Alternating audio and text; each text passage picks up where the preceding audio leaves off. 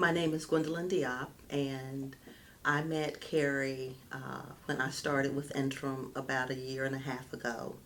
Kerri was a nurse and has since been promoted to director for the hospice department. My name is Kerri Hagner, and I've been working with Interim for about 18 months. It's when I first met Gwen. She, as a field nurse, she was awesome as far as helping me learn the ropes and get things in place when I was unsure of. She was actually somebody that I was able to kind of depend on. I've been a nurse for about 20 years. I actually had 3 children and then went back to school. It's just something that I always wanted to do. I'm from New York. I worked in a county hospital. When I moved down here to Virginia about 3 years ago, I decided to get into hospice.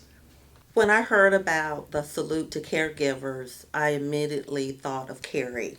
She has so much compassion and love and care that she gives her patients, and not only her patients, but her family members and friends. She's such an example for all of her coworkers, and she just inspires all of us. Working in the environment with senior citizens and elderly and people with dementia that really have no control over the care that they receive.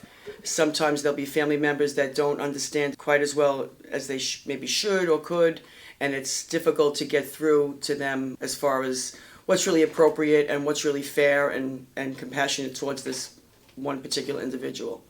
What I found here is that Interim has some amazing nurses, and Kerri tends to be their inspiration and leader. There's a lot of medical stuff, there's a lot of medications, there's a lot of protocols that you're supposed to follow, that we do follow. But to me, it's the simple stuff. The way I feel about it with my patients, with the people I work with the guys sitting in front of 7-Eleven, asking for change, it's like you just always have to be kind. You never know what someone's going through, you never know what their story is. And that's a human being inside those eyes, and you just have to treat everybody with respect.